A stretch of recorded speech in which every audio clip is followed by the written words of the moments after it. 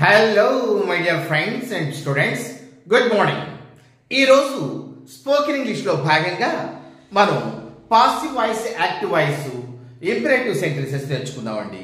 అంటే ఏంటంటే commands, request, advises అండి. ఈ మూడింటిని కలిపి ఇంపరేటివ్ సెంటెన్సెస్ అంటాం. ఈ కమాండ్స్, రిక్వెస్ట్, అడ్వైజెస్ ఇవి ఎలా మార్చుకోవాలో చూద్దాం. ఇది వరకు క్లాసుల్లో 1-2 క్లాసుల్లో మనం చెప్పాం. ఒకసారి రివైజ్ చేసుకుందామండి. రామ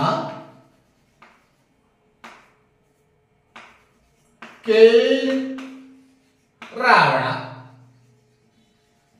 అది ఉందనుకోండి. దీన్ని పాసివ్ వాయిస్ లో మార్చుకోవాలి. Before going to learn the passive voice మనం ఈ పాసివ్ అంటే ఏమిటి, యాక్టివ్ అంటే ఏమిటి మనం ఒకసారి నేర్చుకుందాం. Passive, active. యాక్టివ్ ఏదిగా ఉంటుంది, పాసివ్ ఏదిగా ఉంటుంది. అసలు యాక్టివ్ అంటే మీకు తెలుసు, యాక్టివ్గా ఉంటాం. పాసివ్ అంటే తెలుసు, డల్గా ఉంటాం. యాక్టివ్గా ఉంటాం, ఉత్సాహంగా ఉంటాం, అదేవిధంగా డల్గా ఉంటాం. అది పాసివ్ వాయిస్. ఏది డల్గా ఉంటుంది, ఏది యాక్టివ్గా ఉంటుందంటే సబ్జెక్ట్ అండి. యాక్టివ్ వాయిస్ లో సబ్జెక్ట్ యాక్టివ్గా ఉంటుంది, పాసివ్ వాయిస్ లో సబ్జెక్ట్ పాసివ్గా ఉంటుంది, అంటే డల్గా ఉంటుంది. అసలు మనం స్టేట్మెంట్ ని ఏ విధంగా మార్చుకోవాలో చూద్దాం. దానికి 5 రూల్స్ ఉన్నాయండి. ఒకటి, ఆబ్జెక్ట్ ని ఫస్ట్ రాయాలి, తరువాత బి ఫామ్ రాయాలి, తరువాత వెర్బ్ థర్డ్ ఫామ్ లో ఉండాలి, పాస్ట్ పార్టిసిపుల్ టెన్స్ లో బై రాయాలి, సబ్జెక్ట్ చివరి రాస్తాం. అదే కదా, అంటే ముందు సబ్జెక్ట్, ఆబ్జెక్ట్, వర్బ్ వీటిని రికగ్నైజ్ చేయగలిగి ఉండాలి. రికగ్నైజ్ అంటే గుర్తించగలిగి ఉండాలి. Let us see subject. What is subject? Subject is the doer. ఆ యొక్క సెంటెన్స్ లో సబ్జెక్టు వర్క్ చేస్తుంది. రామ కిల్డ్ రావణ. ఆ చంపింది ఎవరు? కిల్డ్ అనేటటువంటి వెర్బ్ ఇదే కదండి. ఆ వెర్బ్ పని చేసింది ఎవరు? Rama. Rama is the doer. ఆ రాముడు వర్క్ చేశాడు కనుక సబ్జెక్ట్. కిల్డ్, ఆ కిల్డ్ అనే దాన్ని రిసీవ్ చేసుకుంది ఎవరు? ఎవరు రిసీవ్ చేసుకున్నారు యాక్షన్ ని? రావణ. చంపబడదు రావణ కదా. Ravana is the object. అయితే కిల్డ్ అనేది వర్బ్. దీనికి మనం బి ఫార్మ్స్ కూడా అందులో నేర్చుకున్నాం. వాటిని వివరంగా చెప్పాను. కావాలంటే మన ప్లేలిస్ట్ లో ఉంటాయి, చూడండి. ఎస్, ఆబ్జెక్ట్ ముందు పెట్టుకున్నామండి. రావణ రావణ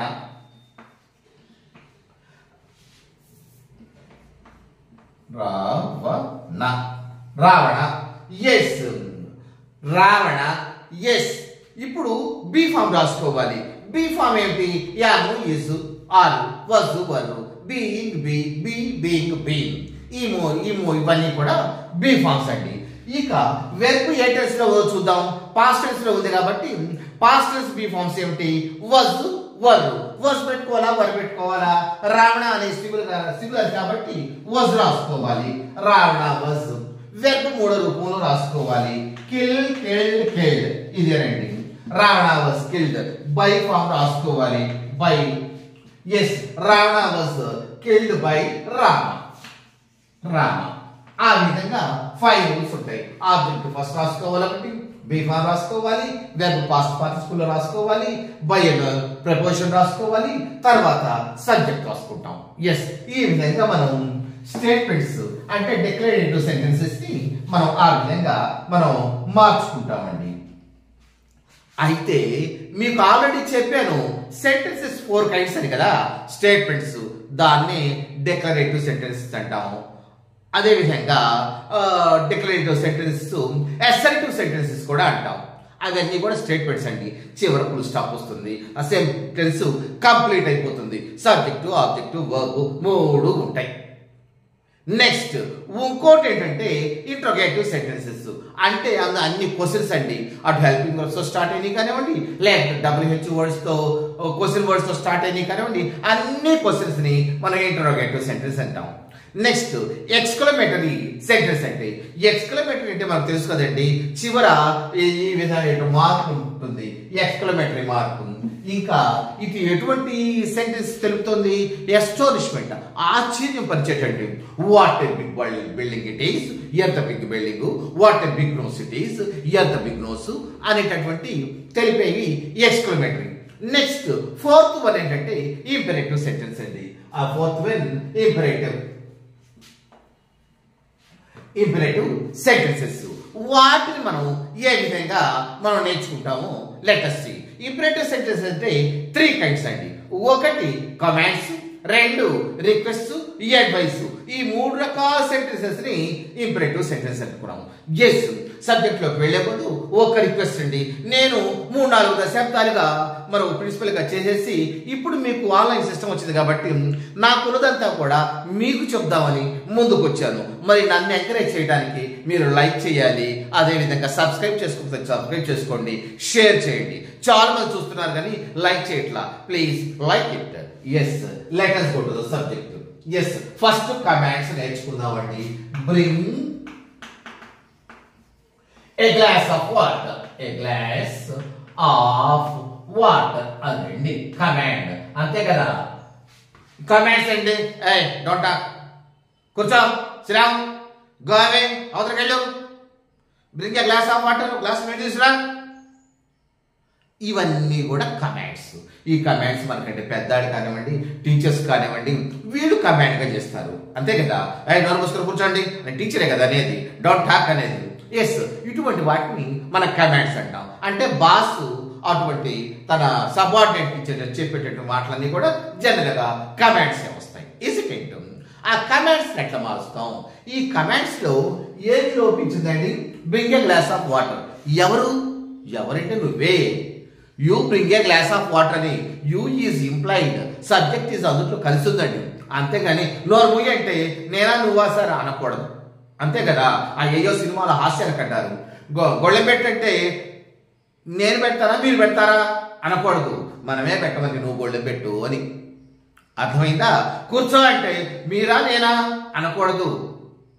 నువ్వు యూస్ డౌన్ అని, నువ్వు కూర్చో అని. అంటే యు అనేది ఇందులో ఇంప్లైడ్ అయి ఉంటుంది.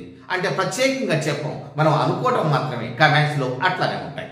Yes, bring a glass of water, you bring a glass of water. అది ఇటువంటి వాటికి సబ్జెక్ట్ ఎప్పుడైతే లేకపోయిందో ఇక్కడ బ్రింగ్ అనేది వెర్బ్ ఉంది. ఆ తరువాత ఆ తీసుకురాబడేది ఏమిటి? ఏ గ్లాస్ ఆఫ్ వాటర్ ఆబ్జెక్టివ్ ఉంది. సబ్జెక్ట్ లేదు కదా, ఇటువంటి లేని వాటిని లెట్ రాసుకుంటామండి. లెట్ తరువాత అర్థం మామూలే, ఏమిటి? ఆబ్జెక్ట్ రాసుకుంటాం, బీ ఫామ్ రాసుకుంటాం, వెర్బ్ పాస్ట్ పార్టిసిపుల్ లో ఉంటుంది. అంతే కదా. Yes, let a glass of water, GLASS glass of water. Let a glass of water.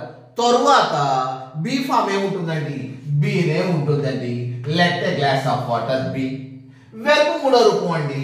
B, bring, brought, BROUGHT.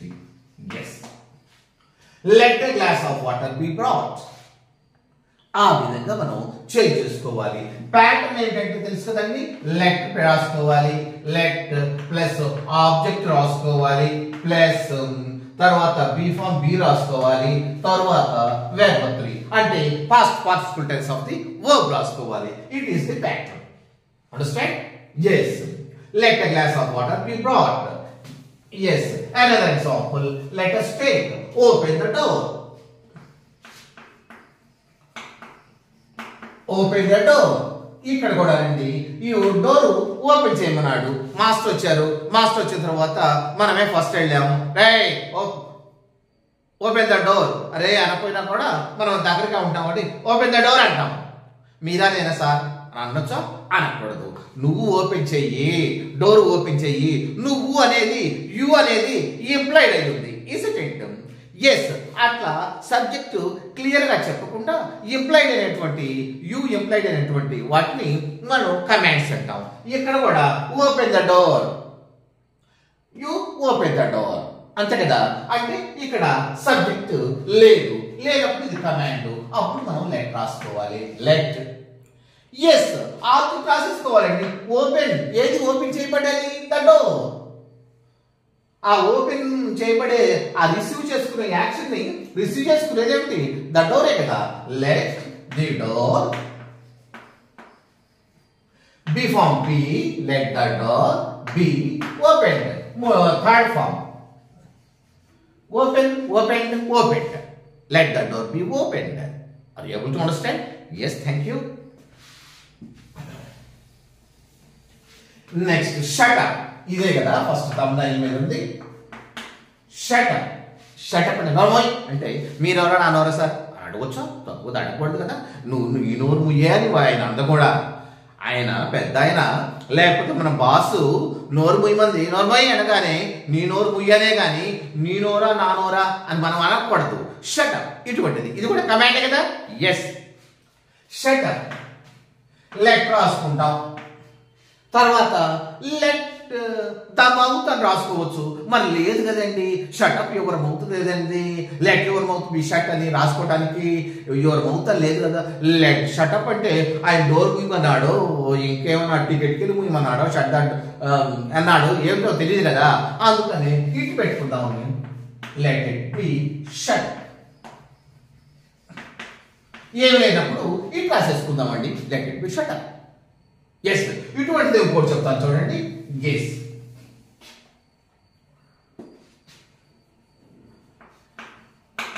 Kill చంపేయి అన్నాడు అంటే నువ్వు చంపివేయి. ఏంటి అక్కడ ఎలుక వచ్చిందో, లేకపోతే ఇంకేదన్నా కాళ్ళచేరు వచ్చిందో, లేకపోతే స్కార్పియన్ వచ్చిందో, తేలు వచ్చిందో మనకేమి తెలియదు కదా. కిల్ కిల్ చంపు చంపు అన్నాడు. పామేనా వెళ్ళిపోతుందో అంతే కదండి. కిల్. ఎవరినండి? మిమ్మల్ని పావునా అని మనం అడగొచ్చా? అడగకూడదు. సందర్భాన్ని బట్టి కాంటెక్స్ట్ బట్టి we have to understand. Yes, kill. అప్పుడు ఏంటి? లెట్ రాసుకుంటాం. ఎందుకంటే ఇది కమాండ్స్ కాబట్టి లెట్ రాసుకుంటాం. లెస్. ఏమి లేనప్పుడు మనం ఏం రాసుకోవాలనుకున్నామండి? ఆబ్జెక్ట్ ఏముంది అనుకున్నాము? ఇట్. ఇది ఇదో అదో. Let it be be form kill. Let it be kill అని రాసుకోవాలండి. కొంతమంది కొంచెం కష్టంగా ఇతను కన్ఫ్యూజ్ చేయడానికి కిల్ చేంజ్ పాసివ్ వాయిస్ అంటారు. కిల్ ఆబ్జెక్ట్ ఏది, సబ్జెక్ట్ ఏది, లెట్ రాసుకున్న ఆబ్జెక్ట్ అని ఉండాలి కదా. ఏమి లేదే సారీ యు ఆర్ రాంగ్ అని అంటాము, లేకపోతే మనం నోరు మూసుకొని ఉంటాము. అటువంటి చేయకూడదు. ఇది let it be kill. Are you able to understand? Thank you. Next అండి కిల్ ద ర్యాట్. ఇట్లా ఉందనుకోండి, కిల్ ది ర్యాట్ ఉందనుకోండి, ఇక ప్రాబ్లం ఏముంది? కిల్ చంపేయి. ఏంటి? ద ర్యాట్ ని. ఆబ్జెక్ట్ ఉంటుంది కాబట్టి లెట్ రాసుకొని ఆబ్జెక్ట్ రాసుకొని బీ ఫామ్ రాసుకొని వెర్బ్ ఫస్ట్ పార్టిసిపుల్ ఫామ్ లో రాసేసుకుంటాం కదా. ఎస్ రాసుకుందాం. The rat be kill. ఇటుంటే ఈజీనే కదండి. Let the rat be kill. Let the rat be kill. ఇట్లా ఈజీగా రాసుకుంటాం. అంటే ఆబ్జెక్ట్ ఉంటే ఈజీగా రాసుకుంటాం, లేకపోతే ఇటు పెట్టుకుంటాం. అంతే కదా. Thank you. ఇక డోంట్. డోంట్ వస్తుందండి. అప్పుడు ఎట్లా రాసుకుంటాం? ఎట్లా? నెగటివ్ వస్తుంది. Don't touch it. Don't touch it. అప్పుడు ఎట్లా రాసుకుంటాం? ఇప్పుడు దాకా అంటే పాజిటివ్ అండి. ఇప్పుడు నాట్ వచ్చింది. ఎలా అంటే ఇదిగో ఎలా చూడండి. మరి లెట్ అంటే లెట్ రాసుకుంటాం. ఇటు ఆల్రెడీ మనకు వచ్చింది కదా. ఏది? ఆబ్జెక్ట్ కదా, సబ్జెక్ట్ ఆబ్జెక్ట్ వచ్చింది కదా, రాసేసుకుంటాం. Let it.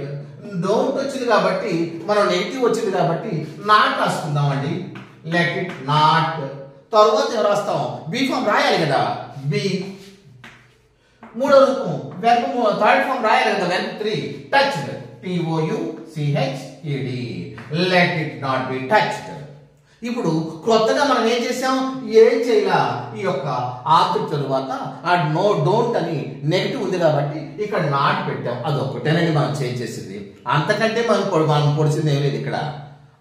Are you able to understand? Yes, thank you. Let it not be touched. అయిపోయిందండి. ఇవి ఒక్కొక్కసారి ఇట్లా కూడా రాస్తున్నారు. స్పోకెన్ ఇంగ్లీష్ కదా మనం నేర్చుకునేది. మరి అన్నిలో కూడా రాసుకోవచ్చు కదా, అన్ని కూడా నేర్చుకోవాలి కదా. ఇట్లా కూడా మనం చేంజ్ చేసుకోవచ్చు అండి. ఎట్లా? For example of that bring a glass of water. Bring a glass of water. ఇట్లా కూడా రాసుకోవచ్చు అండి. Bring a glass of water. అది ఉందనుకోండి, ఏంటి? నువ్వు గ్లాస్ ఆఫ్ వాటర్ తో ఆర్డర్ చేయబడినావు. అని థర్డ్ పర్సన్ విన్నాడు. ఏంటంటే నువ్వు ఒక గ్లాస్ ఆఫ్ వాటర్ని ఆర్డర్ తీసుకురమ్మన్నాడు అని చెప్పాలి కదా. Yes, you are ordered,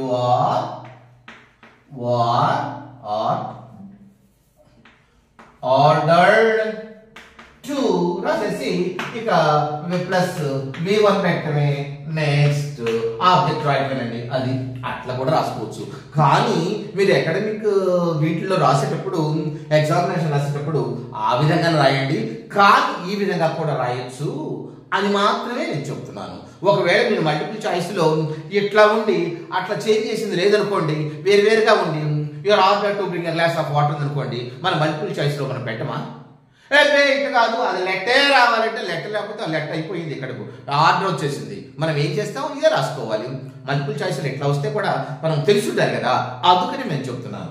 you are ordered to రాసేసి V1 రాసేసి ఆబ్జెక్ట్ రాయాలి. అంటే you are ordered to bring a glass of water, to bring a glass of water.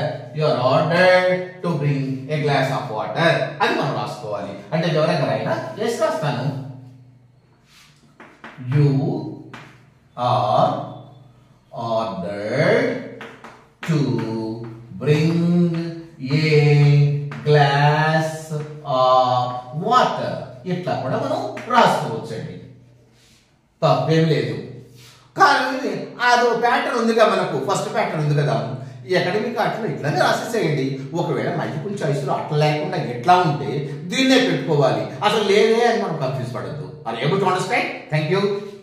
Next మనం ఏమనుకున్నామండి, కమాండ్స్ అనుకున్నాం, రిక్వెస్ట్ అనుకున్నాం, అడ్వైజెస్ అనుకున్నాం. మరి అడ్వైజెస్ నేర్చుకుందాము. ఏం అడ్వైజెస్ ఎలా ఉంది, ఆ అడ్వైజెస్ నేర్చుకుందాం. చూడండి, ఇది అడ్వైజ్ అంటే రెస్పెక్ట్ ఎల్డర్స్ ఉందండి. రెస్పెక్ట్ ఎల్డర్స్ అంటే ఏంటండి? రెస్పెక్ట్ ఎల్డర్స్ అంటే ఏంటి చెప్పండి? అంటే ఈ ఎల్డర్స్ ని రెస్పెక్ట్ ఇవ్వు. అవునా? ఎస్, మనం ఏం రాస్తామండి, ఆబ్జెక్ట్ రాస్తాము. మామూలుగా రాయటమే. ఇక్కడ లెట్లు గిట్లు ఇవన్నీ వదిలేండి, ఎందుకంటే ఒక ప్యాటర్న్ దాన్ని పెట్టుకున్నాం కదా. ఈ ఇంకో ప్యాటర్న్ రాద్దాం. ఇంకో ప్యాటర్న్ అంటే మొదటి ప్యాటర్న్ రాద్దాం, ఎందుకంటే ఆబ్జెక్ట్ ముందు రాసుకుందాం. ప్లస్ షుడ్ బి రాసుకోవాలండి. తరువాత వెర్బ్ మూడో రూపం రాసుకోవాలండి. ఇది రాసుకోవాలి, ఆబ్జెక్ట్ రాసుకోవాలి, షుడ్ బి రాసుకోవాలి, వెర్బ్ థర్డ్ ఫామ్ రాసుకోవాలి. అంటే past participle tense of the verb, form of the verb రాసుకోవాలి. చూద్దాం. రెస్పెక్ట్ ఎల్డర్స్ రాసేసుకుందాం. ELDERL ఎల్డర్స్ షుడ్ బి మూడో రూపం వెర్బ్ రెస్పెక్టెడ్. ఈ ఎల్డర్స్ షుడ్ బి రెస్పెక్టెడ్. ఇది కదా. Yes, elders should be respected. ఏమైనా కన్ఫ్యూజన్ ఉందా? ఏం కన్ఫ్యూజన్ ఉంది? ఇక్కడ ఇది వెర్బ్, ఇది ఆబ్జెక్ట్ ఫస్ట్ రాసుకున్నాం. షుడ్ బి అనేది మనం ప్యాటర్న్ లోనే రాసుకున్నాం. ప్లస్ వెర్బ్ మూడో రూపంలో రాసుకున్నాం. అంతే కదా, పెద్ద చేంజ్ ఏం లేదండి. కొంచెం మీరు కాన్సన్ట్రేట్ చేయండి. అటు టీవీని చూసుకుంటా, ఇటు ఫ్రెండ్ తో మాట్లాడుతూ, అటు మమ్మీతో మాట్లాడుతూ, ఇటు ఇంకోటితో మాట్లాడుతూ, ఇట్లా ఊరికే చూస్తున్నారంటే కళ్ళు మాత్రమే చూస్తుంది. కాబట్టి ఇది ఓపెన్ అవుతుందిగా, ఇక్కడ సెల్ ఓపెన్ చేసేసుకొని మీరు వింటే ఈ వెరీ వెరీ వెరీ ఈజీ. కాబట్టి కొంచెం ఒక సెల్ ఓపెన్ చేయండి. Thank you. Elders should be respected, ఇది అడ్వైస్ అండి. మరి ఇంకోటి చూద్దామా? ఎస్, ప్యాటర్న్ ఇక్కడ రాసి చూద్దామా? ఏంటి? ఆబ్జెక్ట్ రాసుకోవాలి, ఆబ్జెక్ట్ ప్లస్ షుడ్ బి రాసుకోవాలి, షుడ్ బి రాసుకోవాలి, ప్లస్ వెర్బ్ థర్డ్ ఫామ్ రాసుకోవాలి. ఇదే కదా అడ్వైస్ కి. ఇంకోటి అండి, help four, help the poor, help the poor, help the poor, poor help the అంటే ఇక్కడ THES. Help the poor, poor కి హెల్ప్ చేయండి, పేదలకు హెల్ప్ చేయండి. ఇది అడ్వైస్ లాంటిదే కదా, కమెంట్స్ కదా. హెల్ప్ ది పూర్, మొత్తంలో డబ్బులు వేయండి. ఎవరన్నా అక్కడ పెట్టారనుకోండి, ఏదైనా బట్టల షాప్కి వెళ్తే అక్కడ అడ్వైజే ఏమండి దీనికి హెల్ప్ చేయండి, అడ్వైజే ఇచ్చేది, హెల్ప్ చేయొచ్చు చేయకపోవచ్చు, అది మన ఇష్టం. అతను రిక్వెస్ట్ చేయాల్సిన పని కూడా లేదు, నీకు మనసుంటే హెల్ప్ చేస్తావు లేక లేదు అని అడ్వైజ్ ఇస్తాడు, అంతే కదా. ఇటువంటి అడ్వైజ్ ఈ విధంగా హెల్ప్ ది పూర్. ఎస్, ఇది ఆబ్జెక్ట్, ఇది వెర్బ్.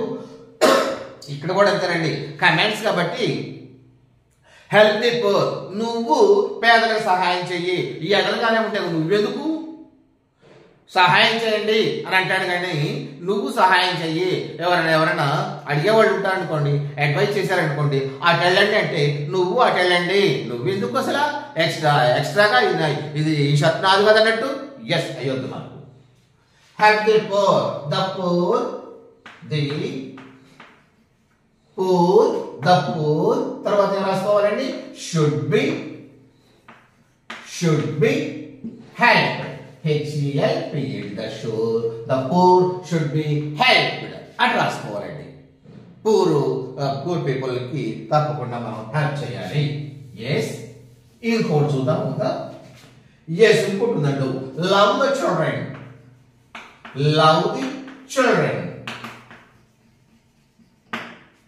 ఇది కూడా అంతే, the children, the CHIL, children. తర్వాత షుడ్ బి కదా, షుడ్ బి.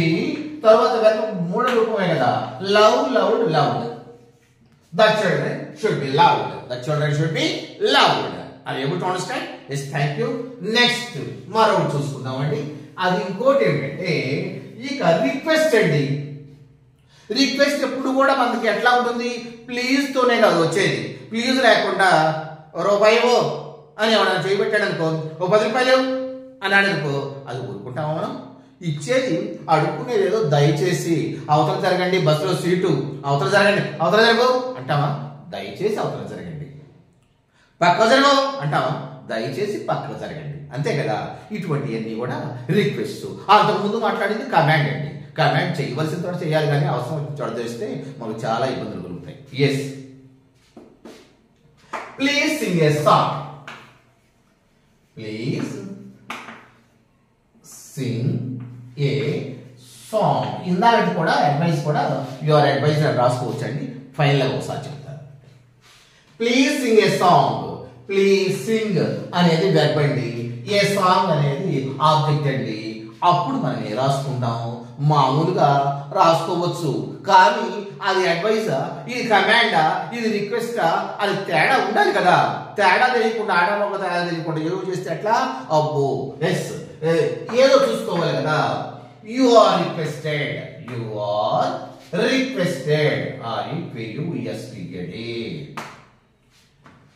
ఇచ్చింది మనకి పెట్టిందో పక్కనాడి పెట్టిందో తెలియకుండా ఎట్లా?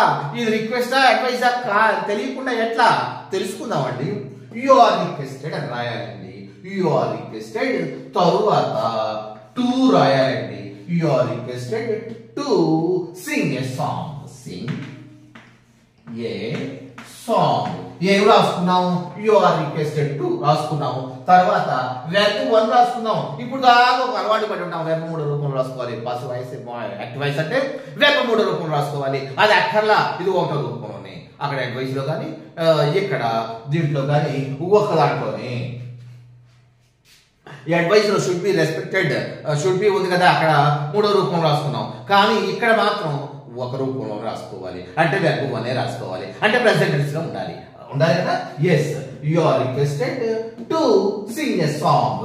ఇది ఆబ్జెక్ట్ అంటే you are requested to plus verb plus object. ఇంకొక ఎగ్జాంపుల్ చూసుకుంటే అసలు ఎవరైనా తెలిసిపోతుందండి. ఎస్, చూద్దామా? Please come here. Please come here. Please come here. Yes, ఇక్కడ కూడా you are requested to verb 1 come here. You are requested to come here. Yes, ఇవన్నీ రాసుకున్నామండి. ఇన్ని రకాలుగా అంటే ఇంకో రకంగా కూడా చెప్తాను. అంటే ఆ రకమే కాదు, ఇప్పుడు చెప్పిన వాటికి ఫాలో అవ్వండి. అయినా ఒకసారి చెప్తాను, ఒకదాన్ని తీసుకుందామండి.